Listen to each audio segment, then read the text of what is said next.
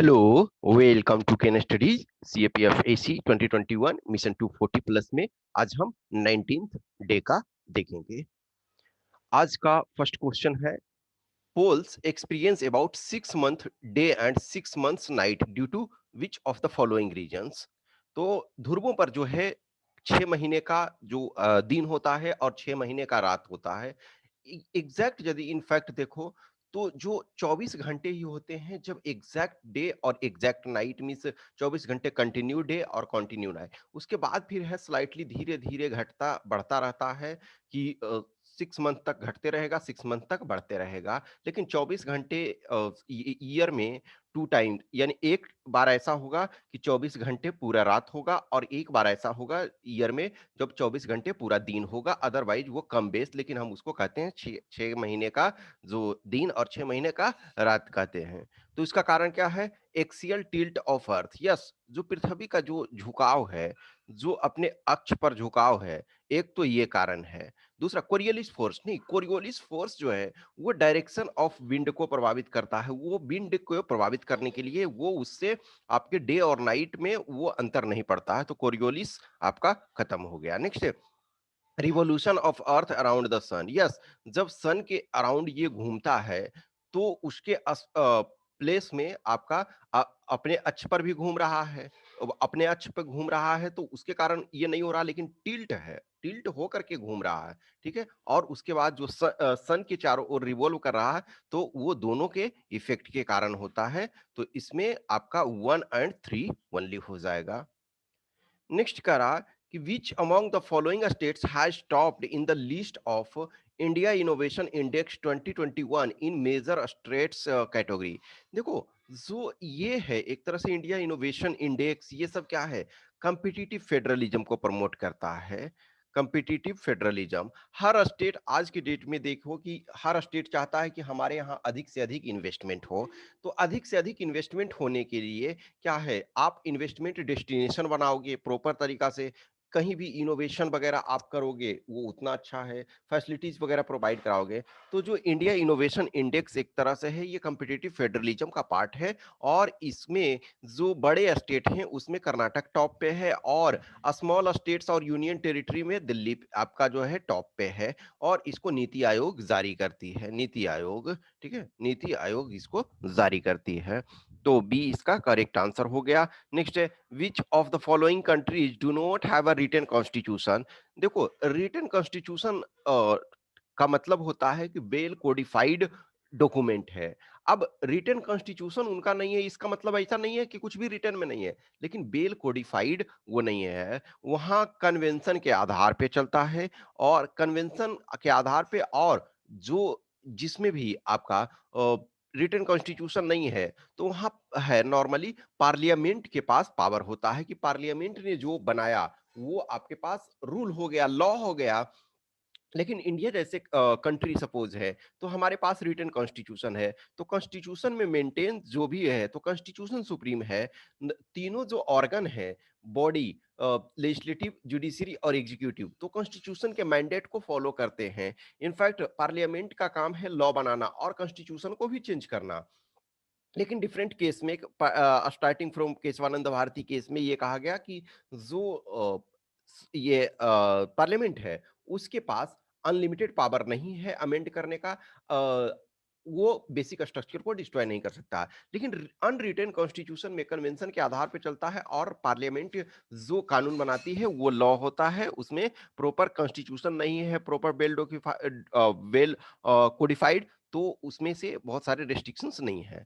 तो न्यूजीलैंड के पास unwritten constitution, यानी कि न्यूजीलैंड के पास रिटन कॉन्स्टिट्यूशन नहीं है।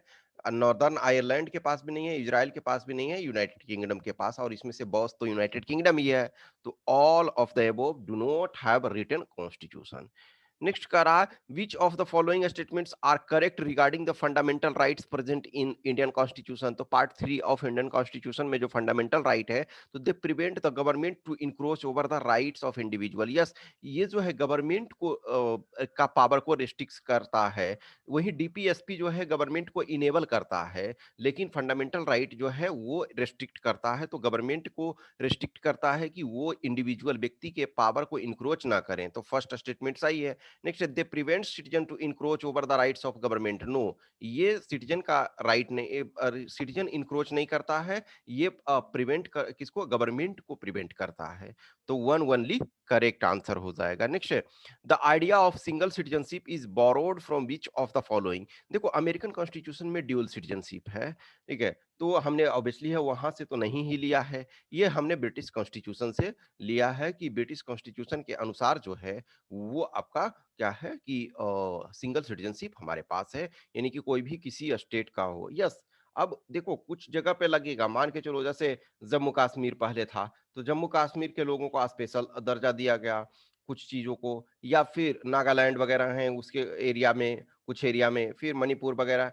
लेकिन इसका मतलब नहीं है कि ड्यूअल सिटीजनशिप है। Yes, there are certain restrictions to protect their cultural value, local ethnic value and all, लेकिन ये नहीं है कि वो ड्यूअल सिटीजनशिप है, तो हमारे यहाँ सिंगल सिटीजनशिप ही है। Next, what is the rank of India in Henley passport index 2021। देखो हेनले पासपोर्ट इंडेक्स के अंतर्गत मान लीजिए जापान फर्स्ट रैंक पे है, तो जापान फर्स्ट रैंक पे है, इसका मतलब है कि उसका पासपोर्ट जो है वो हर देश में प्रॉपर तरीका से वो फ्रीली एक्सेसिबल है। लेकिन जैसे जैसे आपका रैंकिंग खराब हो रहा है, यानी कि आपका जो पासपोर्ट है उसके रिकॉग्निशन जो है वो ऑब्वियसली है कि जब प्रॉपर डॉक्यूमेंट के साथ ले जाते हो तो आपको एंट्री मिलता है। लेकिन अदरवाइज कुछ कंट्री ऐसे हैं जो आपका वीजा एंड अराइवल होता है कि यस आप पहले ही वीजा बिना लिए हुए पासपोर्ट आपके पास है, यानी इस कंट्री के आप आदमी हैं, तो इसका मतलब आप पर भरोसा है, ट्रस्ट किया जाता है, आप आइए यहाँ यहीं वीजा लेंगे, वीजा ऑन अराइवल वगैरह का कंसेप्ट है। तो जो इंडिया है उसका रैंक जो है 85th है, ठीक है, तो इंडिया का रैंक 85वां है, 85th है। नेक्स्ट कह रहा है कि which of the following is are the function of biosphere reserves. Biosphere reserves का क्या फंक्शन है? Conservation of ecosystem species and other resources. Yes, ये बिल्कुल सही है कि वो कंजर्वेशन ऑफ इकोसिस्टम करता है, स्पीसीज करता है, और रिसोर्सेज अदर रिसोर्सेज को करता है, डाइवर्सिटी को मेंटेन रखता है। Promotion of economic development. Yes, जो जंगल के एरिया है तो वहाँ एक तो ट्राइबल पीपल को डायरेक्ट उसका बहुत सारे जो माइनर प्रोडक्ट है, फूड माइनर फॉरेस्ट प्रोड्यूस है उसको कलेक्ट करते हैं। उसके बाद जो बहुत सारे जंगल में बहुत सारे रिसोर्सेस हैं, वो चाहे लकड़ी हो या फिर कुछ और पदार्थ हो, जैसे केंदू का पत्ता है, बीड़ी बनाने में यूज हो रहा है, बहुत सारे मेडिसिनल प्लांट्स हैं और बहुत सारी चीजें हैं जो उससे यूज होता है। फिर उसके बाद जो जंगल वाले एरिया हैं तो उसमें से कुछ कुछ माइनिंग वगैरह का भी काम किया जाता है। तो फर्स्ट और सेकंड सही है। नेक्स्ट है promotion of scientific research and education. Yes, ये भी सही है, तो 1 2 एंड 3 करेक्ट आंसर है, डी करेक्ट आंसर है। नेक्स्ट कह रहा which of the following sources can lead to soil pollution. मिट्टी जो है का प्रदूषण के लिए कौन जिम्मेदार है?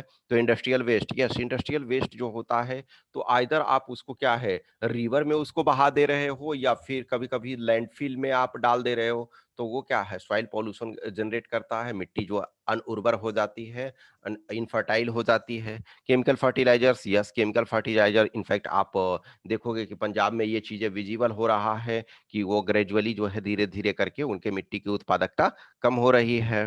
फिर आप further more and more fertilizer डाल रहे हो। नेक्स्ट है बायोमेडिकल वेस्ट। यस, ये एक तरह से बहुत बड़ा चैलेंज अभी हो रहा है कि हमारे यहाँ जो भी है, मान के चलो बड़े हॉस्पिटल वगैरह हैं जो प्रॉपर ऑर्गेनाइज्ड है, वहाँ तो मेडिकल वेस्ट है तो उसके डिस्पोजल वहाँ भी देखोगे जिधर तिधर पड़े रहते हैं, बट एनी हाउ वहाँ बहुत सारी सुविधाएं हैं। लेकिन जो छोटे छोटे एक स्मॉल डॉक्टर है, पता चला सुई लगाया, सिरिंज इधर फेंक दिया उधर फेंक दिया, जो मेडिसिन और जो शीशी आते हैं उसको जिधर तिधर, तो वो कहीं ना कहीं कुछ है मिट्टी में गया, तो वो प्रॉब्लम क्रिएट करता है। नेक्स्ट है domestic waste. Yes, domestic waste, इसमें देखो अभी शहरों में देखोगे कि सूखा कचरा और गीला कचरा को सेपरेट सेपरेट रखा जा रहा है। बहुत सारे शहर हैं, बड़े शहर में मैक्सिमम में ऐसा सुविधा किया जा रहा है। तो कहीं ना कहीं जो कुछ देखो गीले कचरे हैं, जो फूड आइटम के वेस्ट हैं, वेजिटेबल्स वगैरह, तो वो मैन्योर बन सकता है। लेकिन कुछ जो होते हैं नॉन डिग्रेडेबल जो होते हैं, ड्राई वेस्ट जो है वो प्रॉब्लम आपको क्रिएट करते हैं। तो 1 2 3 and 4 all are all cause soil degradation.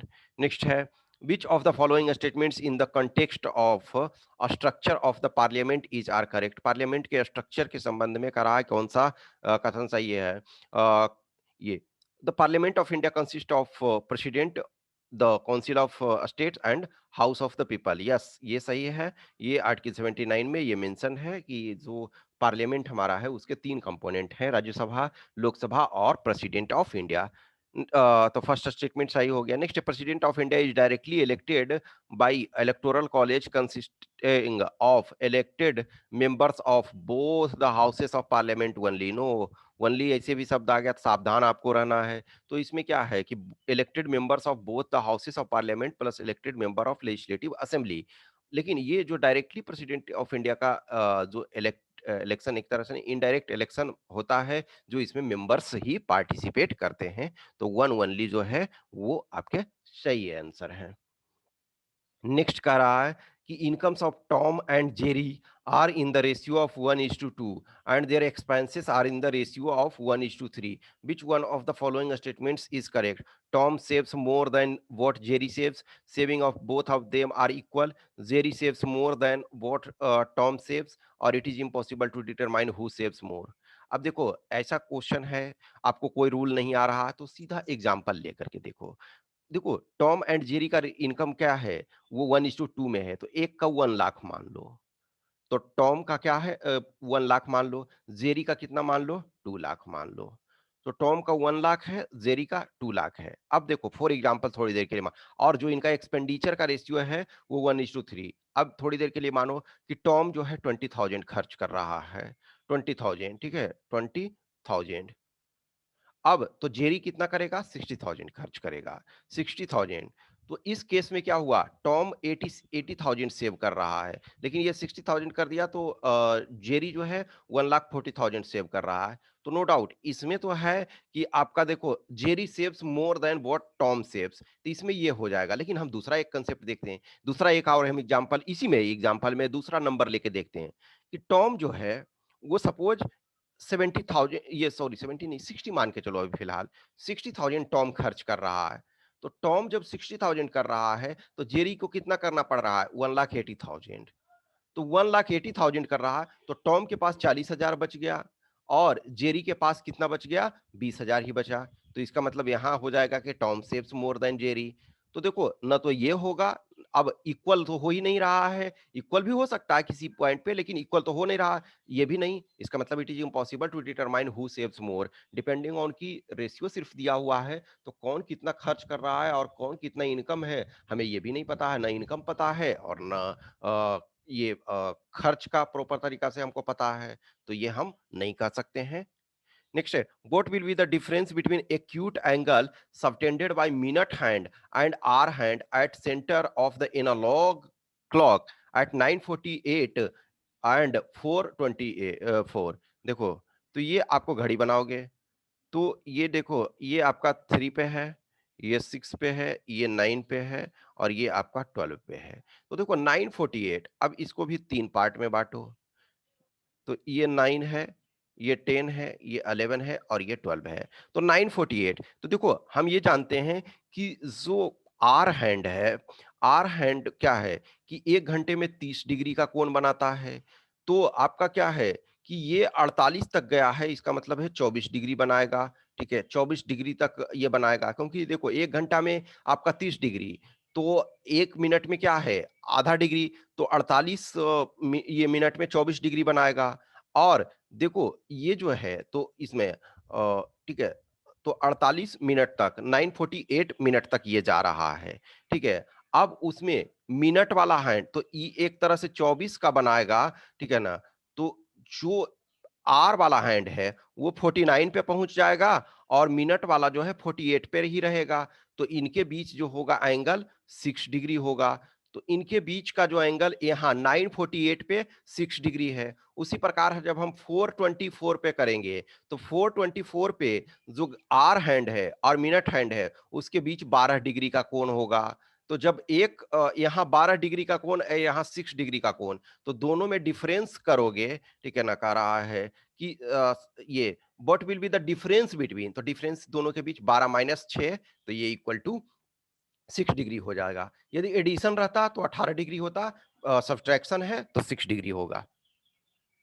Next कह रहा, with reference to GDP deflator consider the following statement.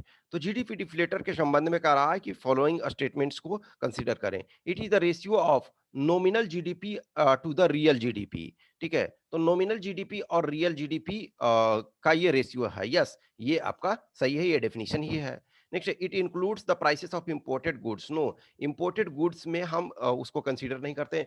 ये जो आपका इन्फ्लेशन वगैरह में हम इंपोर्टेड गुड्स को भी कंसीडर कर लेते हैं, लेकिन जो जीडीपी डिफ्लेटर है वो हमारे डोमेस्टिक एरिया में जो प्रोडक्शन होता है सिर्फ उसी को कंसीडर करते हैं। तो इसलिए फर्स्ट स्टेटमेंट आपका सही है, सेकंड स्टेटमेंट गलत हो गया, तो आंसर आपका ए हो गया। नेक्स्ट का रहा है कि खाखरा जो फॉर्म ऑफ आर्किटेक्चरल स्टाइल है is a feature of which of the following region. तो खाखरा आपका कलिंग क्षेत्र में है। कलिंग क्या है? ओडिशा। ठीक है, तो कलिंग आपका क्या है? ओडिशा का पार्ट है, तो ये वहां यूज होता है। तो ए इसका आंसर हो गया। नेक्स्ट कह रहा है a student has to secure 40% of marks to pass in the examination, he gets only 45 marks and fails by 50 marks. इसका मतलब है, सॉरी 5 मार्क्स। तो 45 मार्क्स लाया और फेल हो गया 5 मार्क्स से, और पास पास के लिए कितना चाहिए? 40। तो 40% बराबर कितना हो गया? 50 मार्क्स। तो 100% बराबर क्या होगा? 50 गुने 100 और डिवाइडेड बाई 40। तो ये 0 0 ये आपका कैंसिल हो गया। अब ये देखो कितने हो गए, ये 500 और डिवाइडेड बाई 4 तो 125, यानी 125 मार्क्स का फुल एग्जाम है। तो बी इसका आंसर हो गया। नेक्स्ट का रहा in human capital index 2020 what is the rank of India. तो ह्यूमन कैपिटल इंडेक्स 2020 में इंडिया का रैंक क्या आपका है? तो इंडिया का रैंक इसमें 116 है। नेक्स्ट करा in an examination 35% students fail in Hindi. इसको देखो वेन डायग्राम, ये बना लो, डायग्राम बना लो आपका, वो उससे बन जाएगा। तो करा 35% स्टूडेंट्स फेल इन हिंदी और 45% students fail in English and 20% students fail in both the subject. तो what is the percentage of students passing in both the subject. तो देखो ये हिंदी वाला बना लो और ये इंग्लिश वाला बना लो। तो हिंदी इंग्लिश अब कह रहा है, तो देखो सबसे पहले 20% जो है दोनों में फेल है, तो ये बीच में 20% रखोगे। अब क्या है, 35% जो है हिंदी में फेल हुए हैं, तो देखो ये दोनों का पार्ट है। तो 20% यहाँ हो गया, तो 15% यहाँ हो गया, तो 35% हो गया हिंदी में फेल। अब अंग्रेजी में 45%, तो 20% यहाँ हो गया, तो 25% यहाँ। अब तीनों को ऐड करो, तो तीनों को ऐड करते हैं तो कितना आया? 35 प्लस 25, 60% जो है किसी ना किसी सब्जेक्ट में फेल हुआ है, आइदर एक में हुआ है या दोनों में। अब कह रहा है कि दोनों में कितने पास हुए हैं, तो 100 माइनस 60, तो यानी 40% जो है वो दोनों में पास हुए हैं, तो डी इसका आंसर हो गया। नेक्स्ट कह रहा there are 8 lines in a plane, no two of which are parallel, what is the maximum number of points at which they can intersect. तो देखो 2 पॉइंट, ये कह रहा है कि 8 लाइंस है और उसमें से कोई भी पैरेलल दो नहीं है। तो जब पैरेलल नहीं है तो जो आपका नंबर ऑफ इंटरसेक्शन होगा, इंटरसेक्शन जो करेगा, तो वो NC2 होता है, तो 8C2, तो 8 इंटू 7 और डिवाइडेड बाई 2, तो इक्वल टू हो गया आपका 428, 28, तो आंसर सी हो गया। नेक्स्ट करा which of the following is the major reason for formation of Great Basin and Mojave Desert.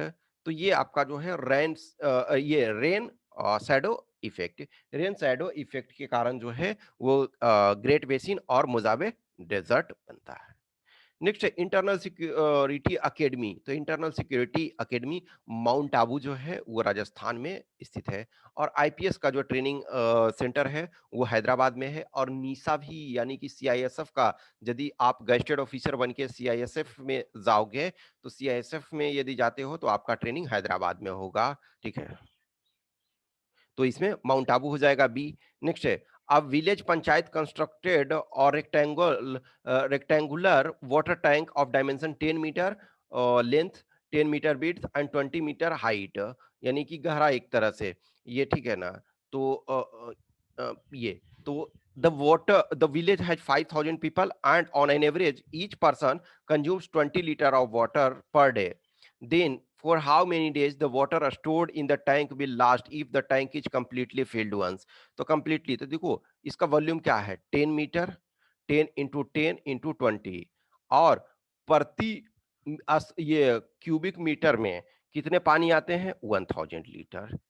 तो प्रति क्यूबिक में ये आपका 1000 हो गया, ठीक है ना। तो 1000 और डिवाइड इसको कितने से करोगे, 5000 लोग हैं, लोग 5000 हैं, और कंजम्पशन पर डे 20 है।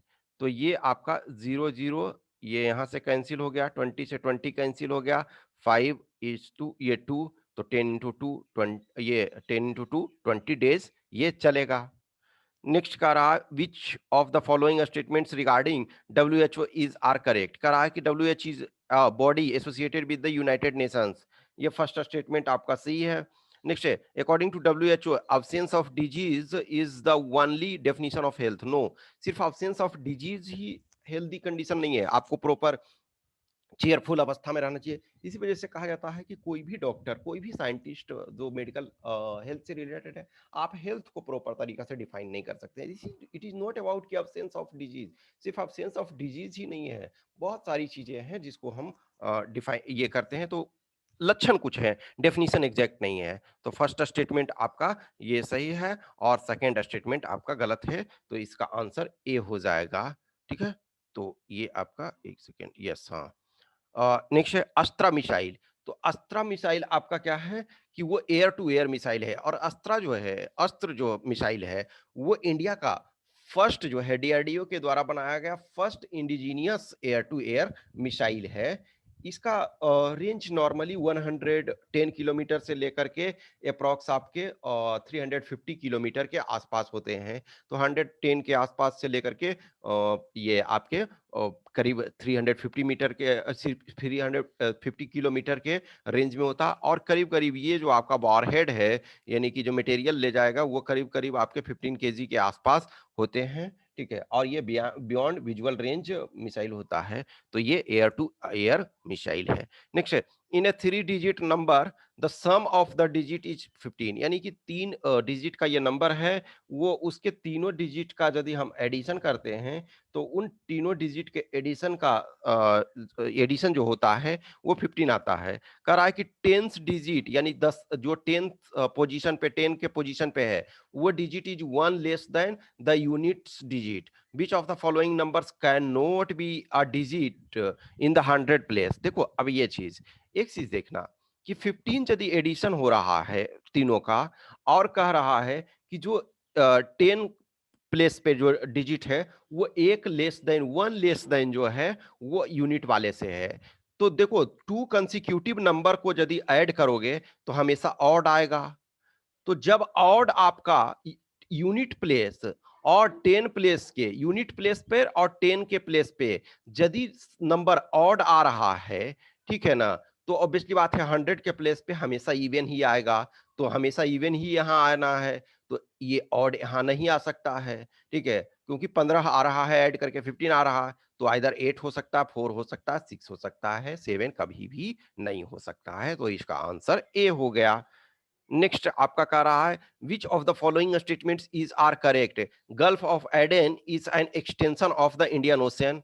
ये फर्स्ट स्टेटमेंट सही है। नेक्स्ट है Gulf of Aden waters flow into the Red Sea through the Bab el Mandeb. ये दोनों स्टेटमेंट आपके सही हैं, तो सी इसका आंसर हो गया। लास्ट क्वेश्चन इसमें, which of the following statement is correct? There are more than 500 cryptocurrencies in world today. Yes, ये सही है कि आज वर्ल्ड में 500 प्लस क्रिप्टो करेंसी हैं। The RBI has explicitly refer to crypto currency as being a Ponzi scheme. Ponzi scheme के बारे में हमने ऑलरेडी एक क्वेश्चन सोल्व कर रखा है कि पोंजी स्कीम है कि एक तरह से कि आप पैसे, एक तरह से ठगना कह सकते हो, ठगी, कि हमने आपसे पैसे लिए, अब जो पुराने जो है नए नए को मूर्ख बनाते जाओ और पैसे कमाते जाओ। तो आरबीआई ने कहा कि उसी टाइप का स्कीम है, क्योंकि इसका अभी तक कोई भरोसा नहीं, सेंट्रल अथॉरिटी जब तक कंट्रोलिंग नहीं होगी इसकी कोई गारंटी नहीं है ना। मान के चलो कि एक क्रिप्टो करेंसी किसी ने खरीद लिया 10 लाख का, अब कल के डेट में वो 10 रुपया उसका कीमत हो गया, तो गरीब तो बर्बाद हो जाएगा ना। लेकिन आप क्या है, 100 रुपया आपके पास है, कोई शेयर वगैरह में, शेयर वगैरह में भी हो सकता है, लेकिन शेयर वगैरह में रेगुलेशन है, प्रॉपर तरीका से जो वहां हो रहा है वो वैलिड हो रहा है चीजें। तो सेकंड भी सही है। नेक्स्ट है all crypto currencies are based on blockchain technology. No, all crypto currencies are not based on blockchain technology. Altcoin is an alternative crypto currency launched after the success of Bitcoin. Yes, ये भी सही है। तो ये आपका सी गलत हो गया। देखो हमने 25 क्वेश्चन दिया। अब इसमें आज देखोगे कि साइंस का क्वेश्चन नहीं था। हम जो 100 क्वेश्चन दे रहे हैं तो करीब करीब हम डाइवर्सिफाइड टाइप के हर चीजों को दे रहे हैं। जितने भी हम क्वेश्चन ये प्रेजेंट कर रहे हैं, आप इंडिविजुअल किसी को ये सेट को लेकर के नहीं देखोगे। मैं इसी वजह से बोलता हूं कि एवरेज आपका क्या परफॉर्मेंस रह रहा है। देखो 100 क्वेश्चन हम आपको हर सेट में प्रोवाइड कर रहे हैं। तो आज आपका दिया तो 1900 क्वेश्चन हो गए, 600 और है। तो हमने आपको ऑलरेडी बोला हुआ है कि देखो बीच में पहले 1 डे का हमने टाइम दिया था, फिर संडे को फिर गैप दिया, और इधर जो आपका 2 दिन का टाइम दिया गया था, सैटरडे को और संडे 2 दिन। फिर देखो आज 19 हो गया, 19th डे, ठीक है ना। तो 19th डे है, उसके बाद आपका 20, 21, 22, तो 3 आपका जब हो जाएगा 22 तक, उसके बाद हम कुछ दिन तक इसको गैप रखेंगे। आप इतना यानी कि 2200 हो जाएगा, तो उसको आप प्रैक्टिस प्रैक्टिस प्रैक्टिस उसको करोगे, बार बार उसको देखोगे, समझोगे, जहां गलती हो रहा है उसको मिनिमाइज करोगे। फिर जो 3 सेट होगा, तो उसमें से हम कोशिश करेंगे कि 125 वाला क्वेश्चन फुल सेट हो एकदम प्रॉपर वाला, वो तो वो हम देने का कोशिश करेंगे। और तो 3 होगा वो आखिरी में आपको सोल्व करना है, यानी कि अगस्त में, देखो अगस्त में 8 को है, लेकिन आप कोशिश करो या तो 1 अगस्त, 2 अगस्त, 3 अगस्त, या फिर 2 अगस्त, 3 अगस्त, 4 अगस्त, इस टाइप का हम उसको देंगे, ठीक है ना। तो वो आप उसको ये करना है। और कहीं भी आपको पूरे होलिस्टिक वे में देखो। ए लॉट ऑफ क्वेश्चंस जो मैं दे रहा हूँ, बहुत सारे क्वेश्चंस जो हैं, तो मैं इस पॉइंट ऑफ व्यू से दे रहा हूँ कि ऑलमोस्ट सारी चीजें कवर हो जाए। देखो करंट भी मैं कर रहा हूँ, और कहीं भी देखो कोई भी कहते हैं ना कि कोई भी चीज जो आप कॉम्पिटिटिव एग्जाम देते हो, तो नथिंग इज सफिशियंट। यस, आप इतने कर लेते हो तो मिनिमम रिक्वायर्ड नंबर आपको प्राप्त हो जाएंगे। लेकिन आप जितना ज्यादा से ज्यादा कर सकते हो, जितनी आपकी क्षमता, लेकिन अनलिमिटेड टाइम तो है नहीं। ये जो 2500 क्वेश्चन हम दे रहे हैं, तो कहीं ना कहीं एक सपोर्ट है। आप ये बोलोगे कि कुछ और नहीं करेंगे, बस इसी को रट्टा लगा लें, नहीं, आपको समझ डेवलप, इन सारे क्वेश्चन को प्रॉपर समझ के साथ करते हो, तो आई एश्योर यू कि इन 2500 क्वेश्चन से ही आप चीजों को क्लियर कर ले जाओगे, लेकिन विद प्रॉपर समझ से आपको करना होगा। तो इसी 2500 में आपके पास बहुत टाइम प्रॉपर तरीका से लगेगा, लेकिन एनीवे आप रेगुलर रूप से वर्क करते रहोगे तो जरूर उसका फायदा मिलेगा। हमने आपको बोला था कि यस, ग्रामर का अब हम फिलहाल प्रोवाइड नहीं कराएंगे, क्योंकि ग्रामर का जो है सब ऑलमोस्ट सब चीज हमने कर दिया। लास्ट में वही जो हमने बोला ना कि 3 डेज 3 सेट 22 के बाद हम थोड़ा स्टॉप रखेंगे। मतलब ऐसा नहीं है, कुछ ना कुछ हम चीजों को और प्रोवाइड कराएंगे, लेकिन ये जो कंप्लीट जो सेट 100 क्वेश्चन वाला है, वो आपका वो कुछ दिन गैप रहेगा, ताकि आपको प्रॉपर तरीका से प्रैक्टिस का और मौका मिले रेगुलर रूप से आप जो कर रहे हो। क्योंकि कंकर must be followed by consolidation, कितना आप कंसोलिडेट कर पाते हो इन आइटम्स को,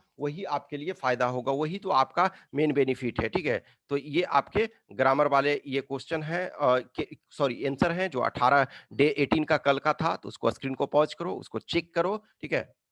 और आप देखो कितना ये हो रहा है। ये एंटोनीम लिखना था, तो सिर्फ हमने एंटोनीम लिख दिया है, और उसके बाद सेंटेंस आपको खुद फॉर्मेशन करना है। नेक्स्ट आपका जो है सेंटेंस को करेक्शन करना है, तो सेंटेंस को करेक्शन करने वाला ये सॉल्यूशन है, उसको स्क्रीन को पॉज करो, मैच करो, और जिनको यदि लिखना है नोट डाउन ये करो, ठीक है। फिर अब ये है आर्गुमेंट राइटिंग वाला। तो can India become 5 trillion economy even bye 2026? देखो इनिशियली जो रखा गया था टारगेट जो है 2024-25, तो ठीक है। अब यानी कि बाय द एंड ऑफ 26 मैंने ये किया है कि क्या इवन हो सकता है, आपको फॉर एंड अगेंस्ट दोनों लिखना है। अब जो 5 ट्रिलियन इकोनॉमी होगा, तो वो एक तरह से रियल ग्रोथ नहीं है, मतलब नॉमिनल ग्रोथ और प्लस जो यानी कि रियल प्लस इन्फ्लेशन मिला करके। तो इन्फ्लेशन आप, तो देखो एक विकल्प ऐसा है 5 ट्रिलियन बनाने का कि इन्फ्लेशन को बहुत ज़्यादा बढ़ा दो, इन्फ्लेशन को 50%, तो इन्फ्लेशन लेकिन आप क्या है, गैलोपिंग इन्फ्लेशन आप टॉलरेट नहीं कर सकते हो ना। भारत जैसे देश में आप जिस भी देश में बहुत ज़्यादा इन्फ्लेशन होता है, बहुत ज़्यादा प्रॉब्लम होता है, तो इन्फ्लेशन को भी आपको कंट्रोल में रखना है। जो 4 ± 2% जो आरबीआई का है मॉनेटरी पॉलिसी, जो आरबीआई का मॉनेटरी पॉलिसी कमेटी एमपीसी है, उसके अनुसार जो है कि आपका 4 ± 2% इन्फ्लेशन होता है। तो इन्फ्लेशन को उसी रेंज में रख करके और आपका 5 ट्रिलियन इकोनॉमी बनाना, वो एक चैलेंज है, बहुत बड़ा चैलेंज है, ठीक है ना? तो ये आपको इस पर आर्गुमेंट आपको लिखना है। नेक्स्ट इसमें है write a report on the given topic in approximate 200 words. तो crisis of automobile sector in India. देखो हमारा क्या है, मैन्युफैक्चरिंग सेक्टर जो ऑलरेडी उतना रोबस्ट नहीं है। जैसे चाइना क्या है, चाइना का ग्रोथ जो है मैन्युफैक्चरिंग सेक्टर के आधार पे है। चाइना मैन्युफैक्चरिंग में बहुत आगे है। फिर साउथ कोरिया देखो मैन्युफैक्चरिंग में बहुत आगे है, जापान मैन्युफैक्चरिंग में बहुत आगे है, जर्मनी मैन्युफैक्चरिंग में बहुत आगे है। लेकिन इंडिया क्या है, सर्विसेज लेड ग्रोथ है, हमने सर्विसेज लेड हमारा ग्रोथ कर रहे हैं। तो ऑटोमोबाइल जो है, ऑटोमोबाइल आपका मैन्युफैक्चरिंग में ऑलमोस्ट 45% शेयर कंट्रीब्यूट करता है। देखो ऑटोमोबाइल में आपका क्या है कि आदमी बाइक से लेकर के बड़े-बड़े ट्रक, मान के चलो कि आप बोलोगे कि हमारे पास कोई भी गाड़ी नहीं है, लेकिन आप ट्रैवलिंग तो करते हो, आप ट्रैवलिंग कर रहे हो, आप इधर से उधर माल अपना सप्लाई कर रहे हो या मंगवा रहे हो, यस आप छोटे हो, मतलब आप एक नॉर्मल कंज्यूमर हो, तो आप डायरेक्ट एक तरह से ट्रक से माल नहीं मंगवा रहे हो, लेकिन आप जो शॉप से, दुकान से सामान ला रहे हो, जो भी है राशन पानी, तो कहीं न कहीं वो तो ट्रक से ही आ रहा। तो जो ऑटोमोबाइल सेक्टर है, ऑटोमोबाइल सेक्टर आपका करीब-करीब मैन्युफैक्चरिंग में है, वो आपका 45% ये करता है। तो ऑटोमोबाइल सेक्टर में आपका क्राइसिस चल रहा है, तो इसके ऊपर एक रिपोर्ट प्रेज़ेंट करना है। ठीक है? देखो हर डे जो भी है, हर डे का जो है कुछ ना कुछ हम प्रोवाइड ये कर रहे हैं। तो आप डेली देखो, सिर्फ आप जस्ट इमेजिन करो कि आपको 200 टॉपिक दे दिया जाए, क्या उसका करोगे? उस जब तक आप सोल्व नहीं करोगे, जब तक आप उस चीज़ को लिखोगे नहीं, जब तक रेगुलर प्रैक्टिस नहीं करोगे, जब तक आप उसको किसी से चेक नहीं कराओगे, तो टॉपिक जमा करके क्या मतलब है? आपको मान के चलो कि पीडीएफ दे दिया जाए, एक 1000 पीडीएफ दे दिया जाए, उसमें 50,000 पेज हो जाए, क्या उसको संग्रह करके करोगे? जो क्या होता है कि at the end of the day कितना आपका कंसेप्ट क्लियर है, कितना आपने स्मॉल नोट्स वगैरह में जो पॉइंट्स लिख करके रखा, जो आपका कमांड है वही काम आता है। इसमें जो लिखोगे, समझोगे, लिखोगे, तो वो फायदा होगा, ठीक है? तो I hope you enjoy this session. कुछ भी क्वेश्चंस क्यूरी है तो कमेंट बॉक्स में डालो। पर्सनल कुछ भी क्वेश्चन है तो आप 8527146498 पे व्हाट्सएप पे संपर्क कर सकते हो या फिर 7404909669 टेलीग्राम पे। और जिनको भी प्रोग्राम को जो अभी भी लगता है कि यस हमें वो क्वेश्चन 2500 वाला पूरा बंडल चाहिए, ये जो भी है गाइडेंस चाहिए, तो आप संपर्क कर सकते हो। टेस्ट वगैरह जो भी है most welcome. Okay, thank you.